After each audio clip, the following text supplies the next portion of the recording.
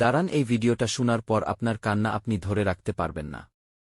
মা বলেছিল ফিরে আসবে, কিন্তু চলে যায়। মূল ঘটনায় রিফাত শহরে কাজ করে।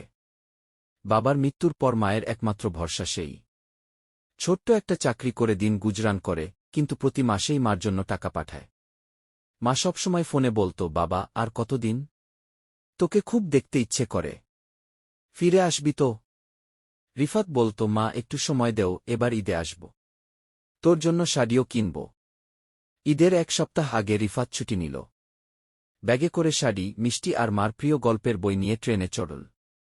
চোখে ছিল আনন্দ আর বুক ভরা আবেগ। গ্রামে পৌঁছেই সে ছুটে গেল নিজের ছোট্ট টিনের ঘরে। কিন্তু দরজার সামনে লোক জড়ো, চুপচাপ দাঁড়িয়ে আছে। কেউ কিছু বলছে না। রিফাত দৌড়ে ঘরে ঢুকল। বিছানায় মা শুয়ে আছে, চোখ বন্ধ, শরীর ঠান্ডা। পাশে বসে থাকা এক বৃদ্ধ বলল, তোর মা আজ সকালে মারা গেছে বাবা, তোকে দেখতে চেয়েছিল খুব। শেষ কথাটা ছিল, রিফাত কি ফিরছে? রিফাত নিঃশব্দে কাঁদে। হাতে ধরা শাড়িটা মায়ের বুকে রাখে। মা, আমি ফিরেছিলাম, একটু দেরি হয়ে গেল শুধু। চাইলে আমি এমন আরও গল্প লিখে দিতে পারি। কেমন লাগলো এইটা কমেন্ট করে জানাবেন।